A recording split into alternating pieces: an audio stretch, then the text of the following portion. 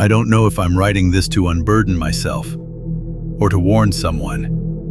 Maybe both. If anyone ever reads this, then listen to me.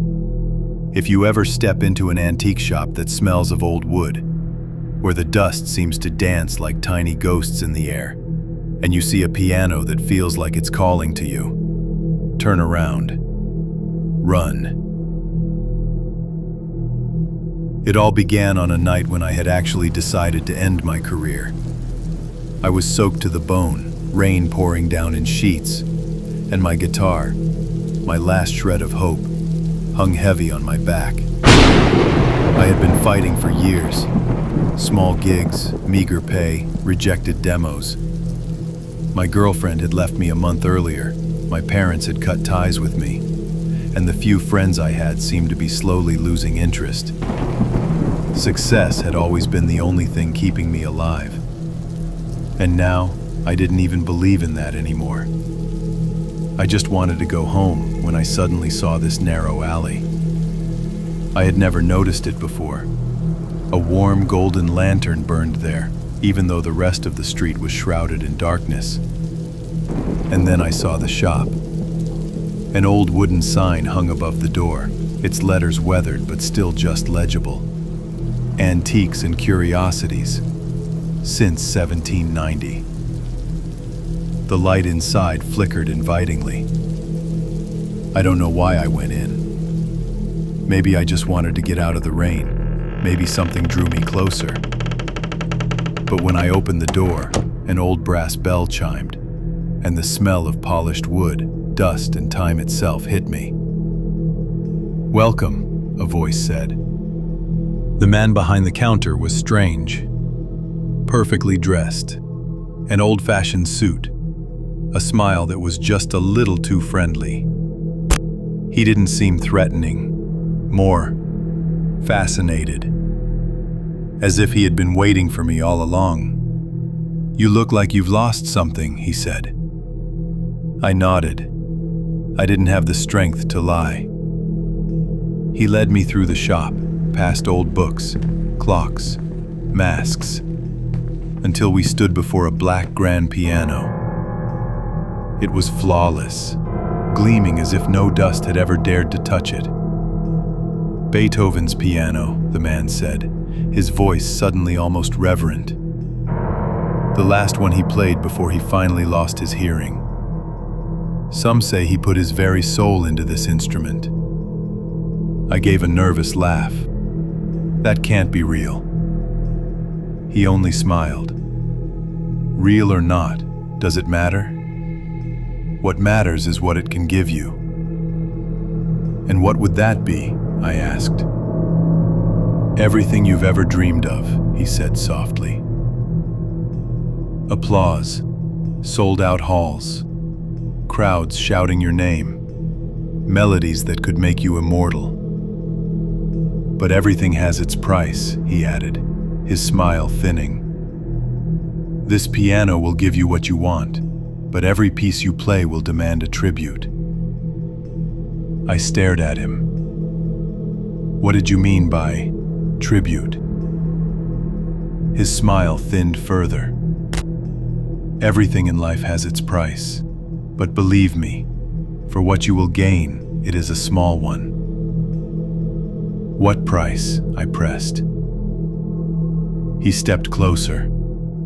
His eyes looked dark, almost bottomless. "If you truly want success, the price will not seem too high." He said nothing more, and I didn't ask again. The first days were like a rush. I played like a man possessed. Melodies I had never imagined flowed from my fingers, and suddenly, the whole world wanted to hear my music. Concert invitations, interviews, fans. Everything came so quickly I could hardly breathe. And then my best friend died in an accident. I grieved and kept playing. Then my grandmother died. Then another friend. With every song, I became more famous. And with every song, I lost someone. One day, there was no one left. I stood alone in my apartment. No family. No friends. Only my fame. And the piano. Then I woke up, and the world was silent. My hearing was gone. I laughed, because now there was truly nothing left to lose. My final concert was the greatest of my life. The hall was packed. I could feel the weight of 1,000 eyes on me, their anticipation hanging in the air like a storm about to break. I felt the heat of the spotlights on my face, the vibration of the wooden stage beneath my shoes, the faint tremor in my own hands as I sat down.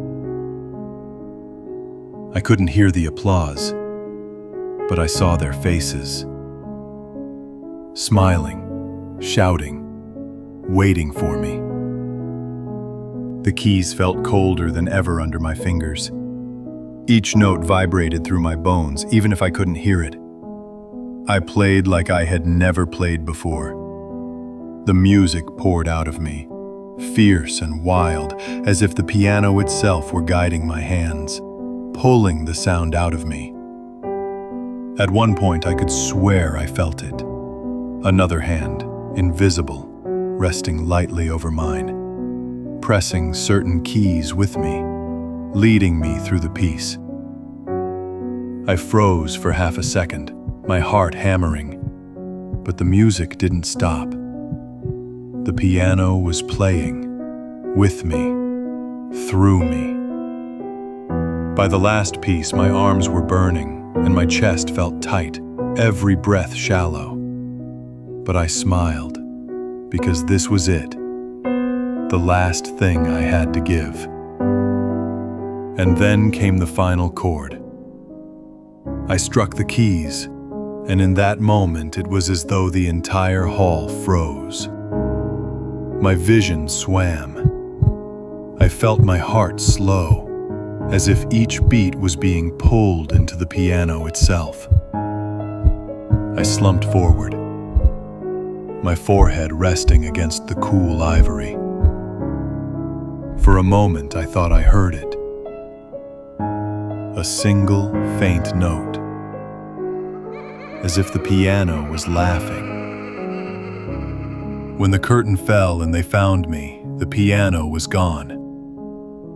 No one could explain how a grand piano could vanish without a trace. But I knew.